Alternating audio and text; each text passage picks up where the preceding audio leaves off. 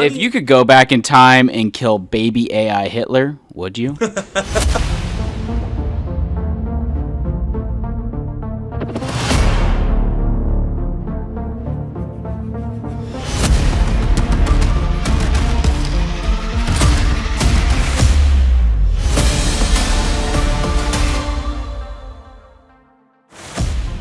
Welcome back, ladies and gentlemen, to the Clean Slate Video Club. If you're struggling to get through AA, that's what we're here for, to talk about movies, so you don't have to think about alcohol. And we watched Good Luck, Have Fun, Don't Die. This movie came out in 2025. This is supposed to be our recent pick.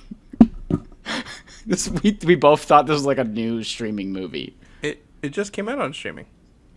On Hulu. It's not like a new movie, though. Oh, I know. But it was just, okay. It was fresh. I thought this was just came out. No, this came out last year. This is an awesome movie, though. I mean, we have Mr. Gore Verbinski is back directing. It's been a minute. We all know him. We've all seen his movies because we've all seen Pirates of the Caribbean trilogy. Yep. We've all seen Rango. And actually, recently, I just watched the American remake of Ring. And I actually think this new movie has a lot of similar themes to Ring. We can talk about that later. You mean The Ring? The Ring, yeah. The one with the cursed VHS tape. Which comes through the TV. Have you seen that movie? Yeah, a long time ago. Classic.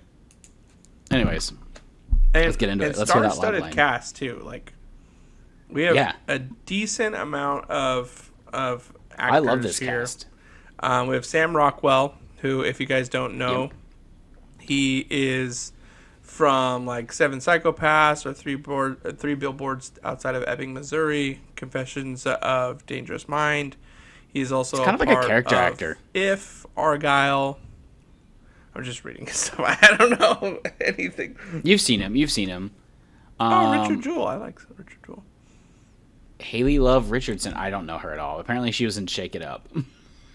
The Disney Channel show. You know what movie I constantly go back Michael to? Pena from the Hot Cheetos movie. Wait, he's going to be in this new movie, Wild Horse 9. I'm excited. Oh, yeah, I'm excited for that. With John Malkovich. Yeah, I'm really excited for that one. Yeah, that's good. All right, let's get into this. Let's hear that log line. So the log line is as follows. A man from the future arrives at a diner in Los Angeles where he must recruit Norms, the precise combination of disgruntled patrons to join him on a one-night quest to save the world from the terminal threat of a rogue artificial intelligence. I'm not gonna lie, this is a typical night at Norms. We used to go to Norms when I was an undergrad all the time at 1 in the morning, and there's some characters that show up, Yeah. And this is also when I was really poor, so I'd only just drink coffee. Everyone else would be eating, and then I would drink 17 cups of coffee and just poop. Nice. You would not believe. Anyways, that's perfect for that's our why viewers. he couldn't take me on his team. It's a visual podcast now. I can show you. I can upload a photo. Okay. All right. So, performances. Let's get into our acting and performances. I think everybody is really, really good here. Everyone's really funny. Yeah. The chemistry between all of our cast is really good too. Even the minor characters that are only on this journey for a short time. Yeah. I don't know. They all feel like we're having a fun time on set. Is my guess. So we got backstories to everybody, which I thought was interesting because I was like, it gives them all a chance to shine. Yeah, but this is the part where I was kind of a little bit confused on, that's writing. Yeah.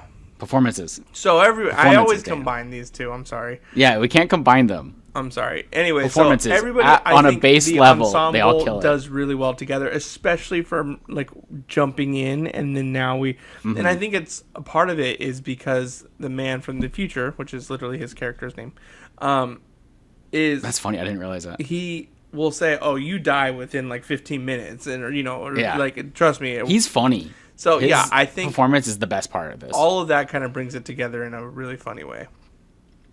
It reminds me of something you'd see in The Office or a sitcom comedy TV show, but amplified, a little bit better quality.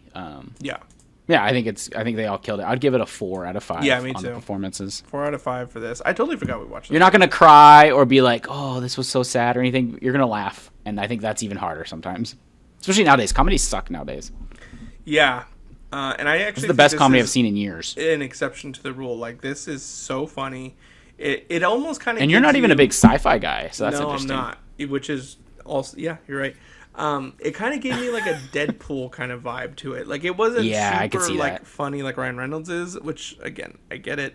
Not a lot of people like Ryan Reynolds anymore, but it kind of gave me those vibes of like. I think I would say like Johnny Depp in Pirates of the Caribbean vibes. Well, just I'm 'cause talking it's the same specifically director, about but like Deadpool 2. When he has to, I can see that. Like, find his, or not Deadpool 2, his little team. Yeah, when he Yeah, and then second one he gets his team and they all die. Is that the second one? Yeah, that's the second one. The third one's with Wolverine. The third one's Wolverine. What's the first one then? Oh yeah, you're right. It's just him and then the taxi driver and the fat kid. Yes. Okay. No, the fat kid's the second one. Oh, you're right. Yeah. Anyway. Dang. Catching strays. Sorry, guy. Anyway, the story and writing. I actually love the story, which again, to your point, I normally do not like sci-fi. There are some portions of this to where I was kind of like, but this movie really kind of gave me like Black Phone vibes. Black Mirror vibes. Is that what saved it for you, story-wise? Because like if it was just the diner stuff, I feel like it'd probably lose you, knowing you. The diner stuff. Like just like him and the team. Like I think the flashbacks probably helped you, is my guess. No, I actually didn't really like the flashbacks. Interesting. Okay. Yeah.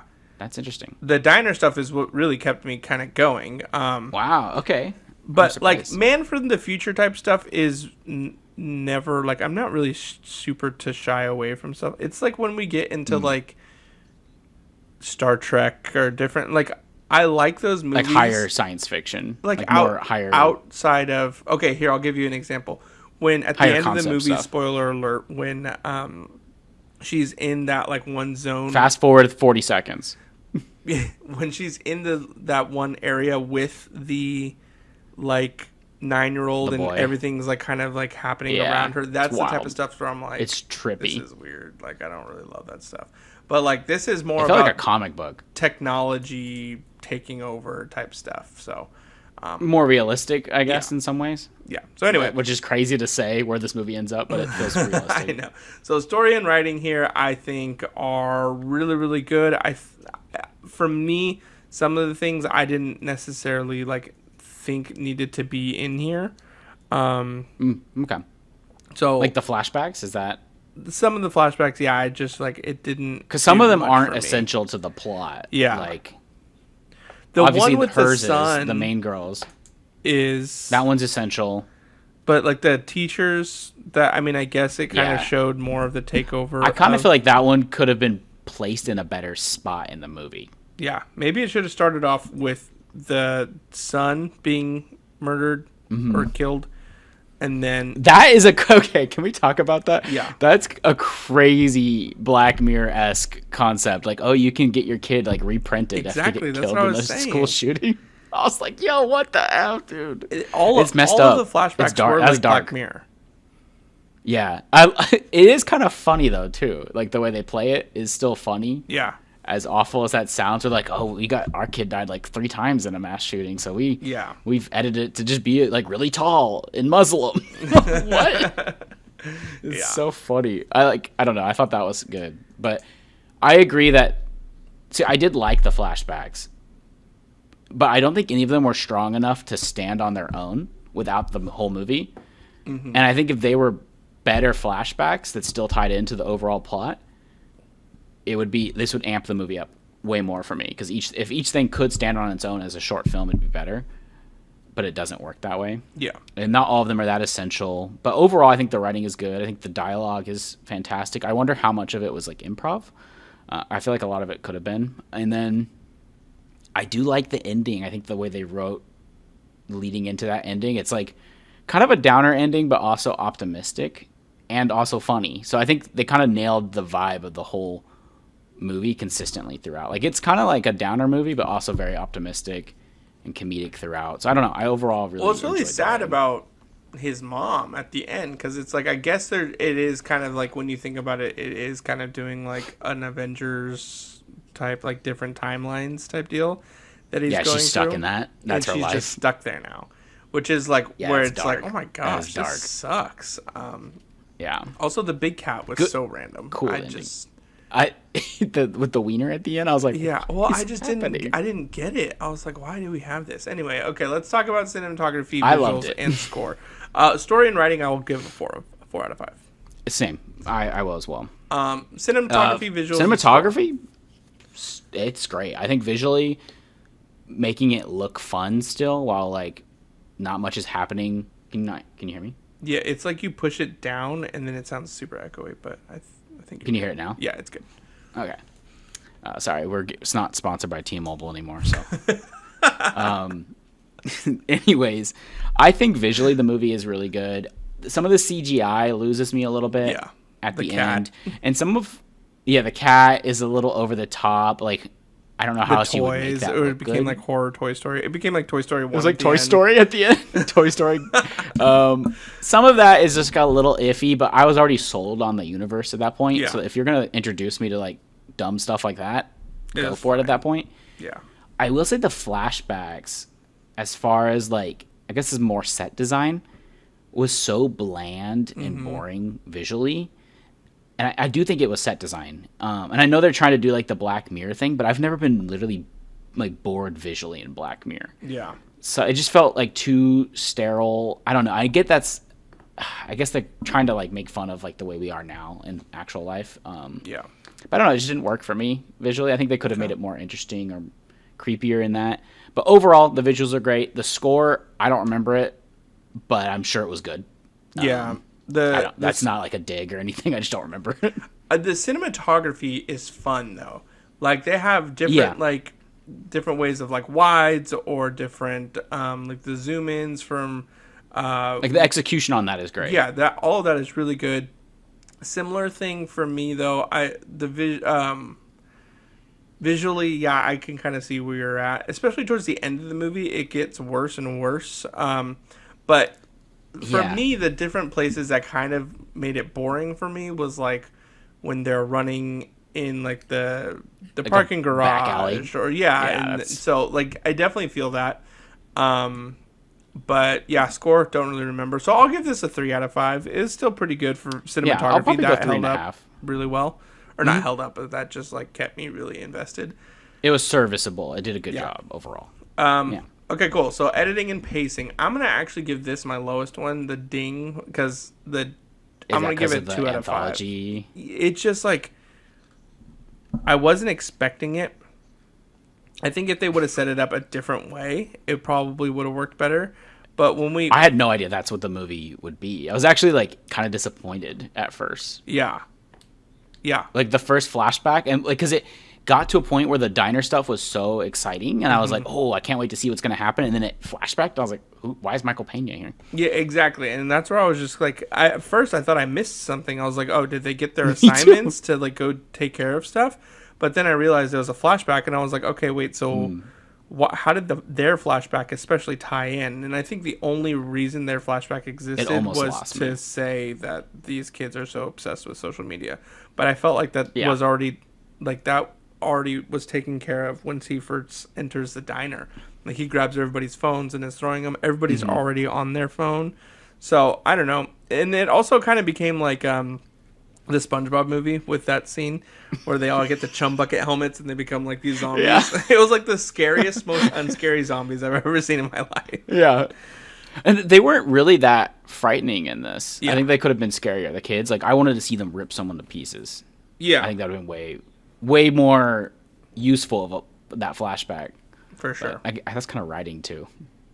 Yeah, so I'll say editing and pacing on this for me is I'll probably give it I'll do a 3 out of 5. But those flashbacks really kind of took me out. I wish they would have done it a different way. Some of them are paced well. I think some of them are paced well. But that first one is really bad. Yeah. In my opinion. Like, it just doesn't work. And then also, I don't know. I feel like the length of some of them are too long and some of them are too short. Like, there could have been more interesting stuff to say. and I guess that kind of falls back into writing because like the standard editing of it is fine and like the cuts are good. The flashback to the future, I think, was decently paced out, like how they did that, his childhood a little bit. I don't know. Yeah, it could have used maybe a different edit or a rewrite, both potentially. Yeah. So let's get into these Letterboxd reviews. Sorry. I don't know about these being super funny. Lame. One of them says, "This is how I look when I tell people that I don't have TikTok." That's fair. Hold on, pause real quick.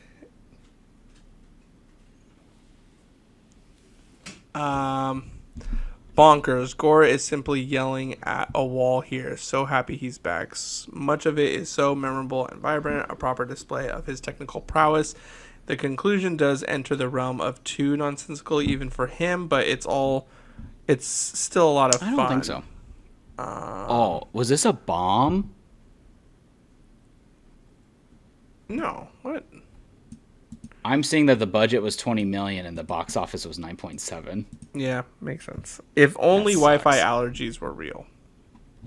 Honestly, that would be the solution. Yeah. I did like that the take wasn't like necessarily that all AI is evil. I liked that the take was more like, hey, we need to have some protocols put in place to protect people. Yeah. This guy. This is almost critiquing like social media more than it is AI technically, but I know that's kind of what was funny. Is like there wasn't a lot of AI besides the sun. It's like a few pretty good episodes of Black Mirror taped together, but it's the coolest tape you've ever seen. That was all caps. Fair. You clone the shooters? You should have read it in all The caps. government pays for that. I thought that was so funny. Wait, what was that in reference to? They clone the shooters from the school shootings too. Oh, they bring them back, but they have like a different club, a different group. It's giving crack cocaine. One of those movies that makes you want to watch another movie just in case you die, and this is the last thing you watch. That's great. Is that an insult or a compliment? Yeah, that's an insult because their review is half a star. You know what's funny is as I got done watching this, in my mind, I was like, I could die pretty content right now. This is my favorite thing I've seen. We have a couple episodes coming out soon, guys. A couple weekly episodes, and I watched all of them in advance on accident. This is my favorite one I've seen. That's crazy. Yeah, I mean, this movie honestly is sitting at 3.4 with Letterboxd. It's kind of mixed reviews here. So I could see why. I mean, ultimately my final review is 3.5 out of 5 stars. Yeah, it doesn't 100% nail it, but it also just feels fresh too. Yeah, and that makes me like it. So I could ignore a lot of the flaws because of how much fun I had watching it. Yeah, same. Cool. All right. Well, overall, yeah, I really like this movie. Hang on. I got one quick thing I just want to talk about. Oh, okay. Go ahead. So this guy directed Ring, the American remake, and he did this movie, obviously some other movies like Pirates of the Caribbean, but this film is critiquing things like social media and AI, whereas Ring is kind of the start of critiquing media and AI, or not AI, but like technology and how it's like this disease that's going to get in us and it's a curse upon humanity. That kind of idea is in Ring because the whole tape, and it's never going to end. It's like an idea virus. And that's kind of the conclusion of this movie too. And the only way to stop us from interacting with this cursed technology that we're all using every single day is by being allergic to it. So it shows that we're doomed, but I kind of like that it is a similar conversation that he's having. So, he's thinking about this a lot, or at least he interacts with stuff, because obviously Ring is a remake. This wasn't written by him originally. But anyways, just food for thought. Thought for food. Thought for food. Let's end this thing. All right. Well, that is going to be it, you guys. Go check out Good Luck, Have Fun, Don't Our Die. other reviews. It's on Hulu and Disney Plus. Go check out our other reviews for July. Our commentary on the U.S. It's not our personal commentaries, but it's just people whose their commentaries on the U.S. People whose cocks. Yes. Okay. That's literally what you just said. Anyway, we have a real versus real coming out next week. Yeah, we do.